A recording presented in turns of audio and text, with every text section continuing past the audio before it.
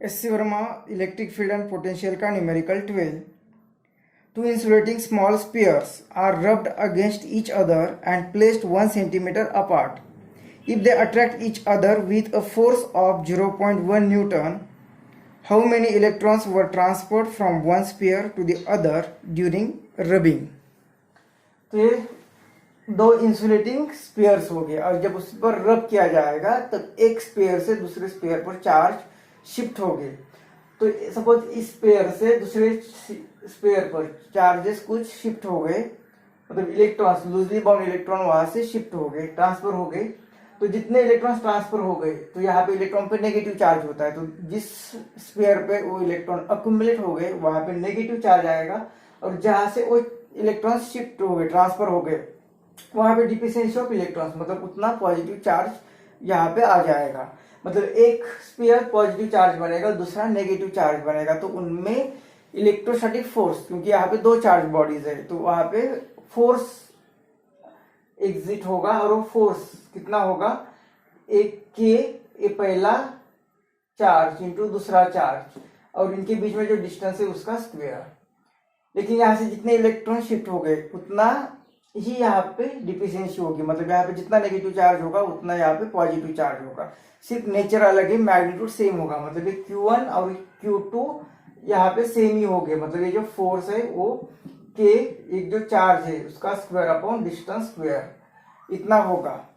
अब कितना चार्ज है वो हमें नहीं दिया हुआ है, लेकिन ये फोर्स दिया हुआ है कि यहाँ पे फोर्स कितना होता है। तो यहाँ पे दो अपोजिट फोर्स होने के कारण वो फोर्स ऑफ अट्रैक्शन होगा, और वो 0.1 न्यूटन दिया हुआ है। तो इसमें वैल्यू पुट करेंगे तो एक फोर्स की वैल्यू दी हुई है 0.1 न्यूटन इज इक्वल टू, एक के की वैल्यू होती है 9 इंटू 10⁹। ये कितना क्यों ट्रांसफर हुआ है ये नहीं दिया हुआ है, ये चार्ज नहीं दिया हुआ है।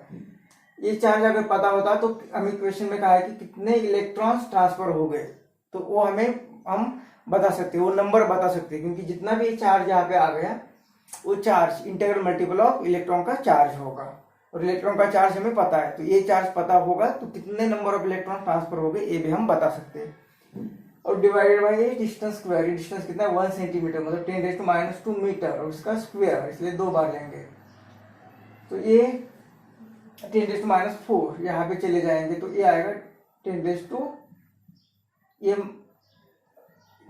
यहाँ पे ऑलरेडी 10⁻⁻1, और ये 10⁻⁴ यहाँ पे मल्टीप्लाई हो गए, तो टोटल 10⁻⁵, और ये 9 यहाँ पे आके डिवाइड होंगे, और ये 10⁻+9 भी डिवाइड होंगे, इतना आएगा Q²। मतलब कि ये 10⁻⁹ ऊपर +9 ऊपर चलेगा तो वो -9 हो गया, मतलब कि 10⁻⁵ -9 divided by 9 is equal to Q²। तो Q कितना आएगा, तो अंडर रूट, तो इसका अंडर रूट कितना आएगा 10⁻⁷, और यहाँ पे 9 का 3, मतलब 1/3, इसे किस तरह से लिख सकते हैं, Q को 1/3 इंटू 10⁻⁷। अब ये 1 इसे डिवाइड करेगा Q, तो ये आएगा 0.333 इस तरह से इंटू 10⁻⁷। तो इतना चार्ज शिफ्ट हुआ है, इतना चार्ज शिफ्ट हुआ है। तो कितने इलेक्ट्रॉन शिफ्ट हो गए, तो जितना भी चार्ज होता है, जो भी चार्ज होता है, वो जितने नंबर ऑफ इलेक्ट्रॉन ट्रांसफर हो गए इंटू इलेक्ट्रॉन पर जितना चार्ज होगा वो, क्योंकि सबसे स्मॉलेस्ट चार्ज होता है वो इलेक्ट्रॉन का, और उसके इंटीग्रल मल्टीपल ही कोई भी चार्ज होगा वो Ne होगा। तो Q हमें दिया हुआ है इतना, हमें N फाइंड करना है, तो N कितना आएगा, ये Q अपॉन इलेक्ट्रॉन का charge.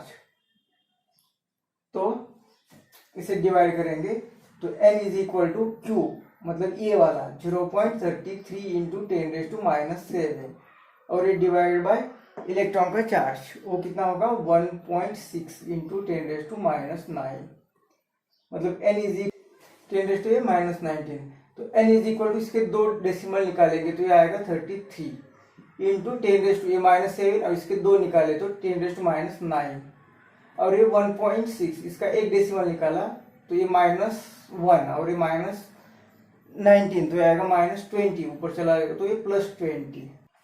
n is equal to 16 to the 32 और पॉइंट दे दिया तो 10 बचेगा, तो 16 0 था मतलब ये 2 और इंटू 10 रेज टू इसमें से गया तो ये आएगा 11। तो इतना नंबर ऑफ इलेक्ट्रॉन्स ट्रांसफर हो गए from one sphere to another sphere.